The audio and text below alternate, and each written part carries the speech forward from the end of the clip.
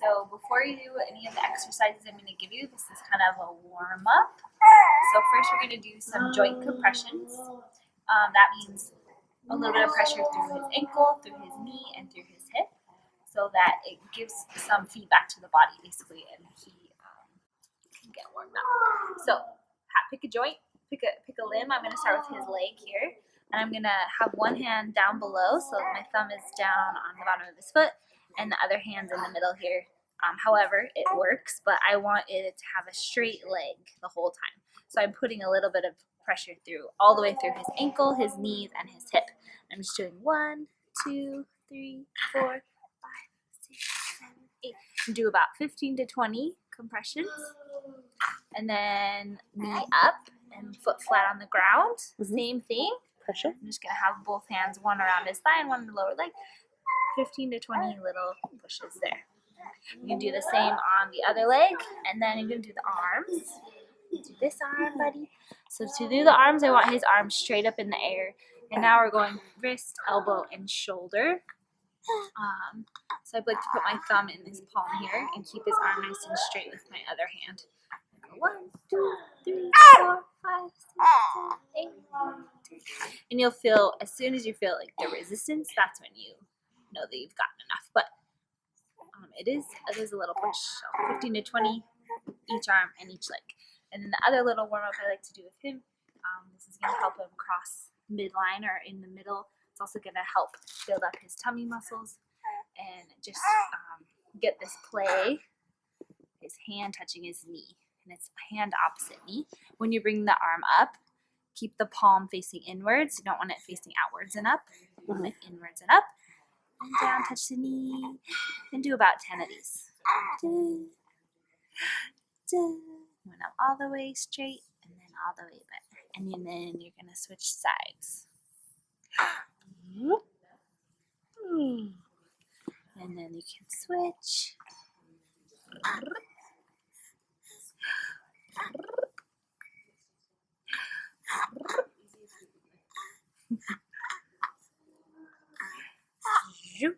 Good job. Okay. Good. And that's the warm-up. Okay. You can stop recording. To the right side. Okay. Is it going? Okay. So since he likes to tip his head to the left, we just want to prevent any tightness in that muscle. So we're going to give him a gentle stretch to the opposite side. So when you're thinking about this stretch, you want to do it so that his right ear is close to his right shoulder, because right now he's tipping his head left ear to left shoulder. And you want to keep his eyes facing forward the whole time. If he turns, then it's going to be a little bit different. The stretch is going to be different. So keeping his eyes forward. I've found this is the easiest way to do it with him. You can just back against you. Your lap. Yep. It's back against me. And his left arm hanging. And I'm going to cradle the left side of his head. And keep him in this side lying position. So just hand on the shoulder here. And you're just going to hold up here. If you find he's fighting you, then stop the stretch. Just let him relax. And wait till he relaxes again. You want to hold about 60 seconds total. You can do it in spurts. You can do 4 15-second holds if he's really upset about it, but he handles it pretty well. Or you can do the whole 60 seconds. And I would do this at least twice a day. Are you counting in your head, or are you just looking at the time? You can do it however you'd like. You could even sing like 2 verses of a song or something like that if that's helpful. Good job. Okay, that's good. And then real quick, so because he likes to tip his head to the left, the muscle that is a little bit tighter is this left-sided muscle. It's the sternocleidomastoid, so he's like this. What that muscle does is both tip and rotate the opposite way. You can see mine poking out. So also, another thing you can do that's a little more active is just have him practicing turning to the left, because we want to do the opposite. We want this motion instead of this motion. So any noises, talking to him, try to do more so on the left side, or in his crib if he likes watching something, maybe switch that toy to the opposite side. It should really help, because anything active is even better than that passive stretch. So okay. Good job. Good? Mm-hmm. Okay, This next one is kind of 2 exercises in one. So he's gonna be, we call it a peanut ball. You could also use just another little ball if you probably even use your lap until you get one. But first he's gonna be on his belly, lying, and I want to see him lifting his head up against gravity, just so he can look around, explore his world. And then we're gonna come down and touch his feet to the floor, and this is best with shoes and socks off. And I want to see if he kind of pushes his legs into standing. So it'll be good for just weight bearing and standing, which is good for development of the bones and the hips. So 2 exercises in one. Onto his belly, over the peanut ball. And most kids kind of like a little bounce as well, so you can make it a game almost. Bounce or sing while you do it. I like to roll him forward and see if he brings his head up. And then bring him all the way down. I'm just holding his hips here. And I make sure his feet touch the ground. Just keep an eye on his head and make sure it doesn't come back too far. And catch him. I like to go up and down. And once in a while, I'll do like a quick down so he gets good pressure through his feet. And that's when you see him pushing up even a little bit more.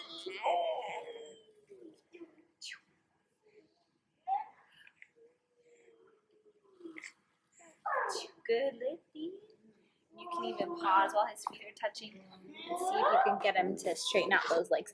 So I have my thumbs in his little bum, which is the muscle group that's going to help extend that leg and straighten up the leg. And then my 2 fingers are kind of below his knee, so I can use my hand as almost like a lever to straighten them out. And I'll do that if he's not pushing up himself. He's doing a little bit of both. He's pushing up a little himself, but I'm going to help him do a little bit more.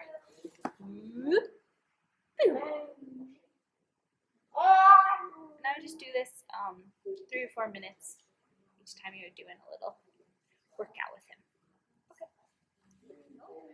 Okay. This next one is specifically just for head control, bringing his head up against gravity. So I'm going to have him just across my lap, and his arms are just over the edge of my lap here. And it's great if he'll bring his head up his own. It helps to have a little bit, just a little bit of downward pressure on his chest to kind of give him a point of where to bring his head up. He's not quite doing it all by himself at this point, so I'm just going to have my palm on his forehead here, nice and gentle, even pressure around the head. And I'm going to slowly give a little jiggle and help him bring his head up, and you'll feel when he's helping you. Just kind of hold it at the top. This might be a good activity to do with a mirror in front of him, or if someone else is with you, someone down here looking down at his eye level, to talk to, see, just look at, and come down. And I would do about at least 10 a couple of times. So hold it at the top, and come down, back up. It's really just a little bit of jiggling just to help get that neck going. Good job. And I'm glad I can see his legs kicking too. This is really good. Okay. We're going to work on some rolling. This is the way typical developing kids will first move on their own. So just to get him playing, and if you have something motivating on the side of him, is beneficial. Something that makes noise or lights up, or he likes to touch, or maybe it's just your face, whatever you'd like to use. So we're going to go this direction. You can start on his back. I'm going to take the leg further from the direction we're going, so the opposite leg. I'm going to bend it up so that his knee is facing upward and his leg is about here, about at that 90-degree angle. And then I'm going to slowly bring it across his body. And I'm letting him do as much as he can, helping him only just enough to be successful. Once he's in this sideline position, then I like to switch hands. I'm holding his lower leg, and now I'm going to pull in this diagonal motion really gently and really slowly, because I want him to do as much as he can. Good job, Alexander. You can feel him really contracting his tummy muscles to try to get over. And again, I'm just pulling in this diagonal motion, and that's what I want to see. I want to see him bringing his head up nicely and all the way over to his belly. Very good. So now he's on his tummy to get him back. Make sure his arms are up above like this. If there's one trapped underneath for some reason, just bring it up.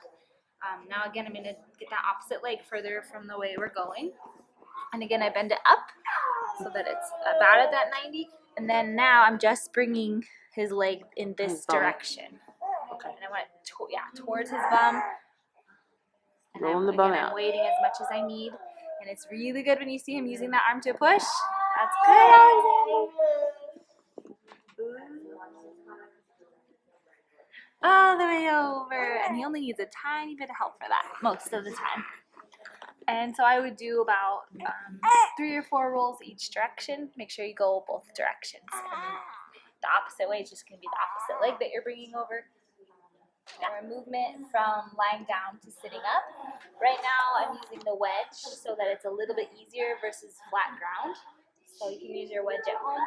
His bum's just flat on the ground so that once he does get up, he's sitting on a flat surface instead of the wedge. But the rest of his body should be up on the wedge and get his head as even as possible. Okay. Then I'm going to have my hand underneath him. I like to use, we call it a pistol grip. It looks like a pistol. So 2 hands underneath the shoulder blade or the scapula. And then these 2 fingers are going to be underneath his arm here. So hold that in there. And then I'm going to get his arm down because I want to teach him to use this arm to push himself up into a sitting position. So underneath, what you can't see is I'm kind of curling my fingers in to help bring him into like a side position and then to push up into sitting. So here we go. And I want to keep this one down so he knows to put pressure through that arm to help him sit. Here we go, Alexander. Good. That was a good one, actually. And then once he gets up onto his forearm here, you can move your hand down to his hand so it's just on the hand. And then once you're sitting, you can do a little bit of sitting. I like to do kind of on-off the shoulders. And you're just pinching. I'm not even really pinching, more like a touch. More like a touch. And I do kind of jiggle him this way to keep his head in the middle. You can just have him sit for a little bit and play. He's got hiccups, so he's kind of losing his balance. So then we're going to come back down. So bring his hand down. And I like to just tell him hand, elbow, shoulder. So he's always moving into like a sideline position before versus going straight up and straight down. Right. And I would do about 5 each arm. So then you're going to switch sides and do 5 on this arm. Okay? Okay. So this is just another way to help support him in sitting and to kind of, but it's really focusing on head control. So I'm really supporting his trunk so that he can mainly focus on bringing his head in the middle there. So I have really about 4 points of contact. So my fingertips in the front, right around close to his nipple level, and the same thing on the back, these 2 fingers. So this way I can really watch and see where his head is, and I can move his trunk a little bit to help him bring his head in the middle. The whole point is to keep his head in the middle. So I'm bringing him a little bit forward or backward, a little bit left or right. He likes to tend to tip his head to the left, so I do end up moving him to this right side a little bit more. And once he starts to get really fatigued, you'll notice his head stays down a lot longer. It's harder for him to bring it back up, and then I would stop the exercise and be done with that one. So this one's more to a fatiguing point, or if he starts to get a little bit fussy. This is another good one. You can put the mirror in front or a toy, or if someone is with you, they can get down at his eye level and talk to him. Okay, good. Good job.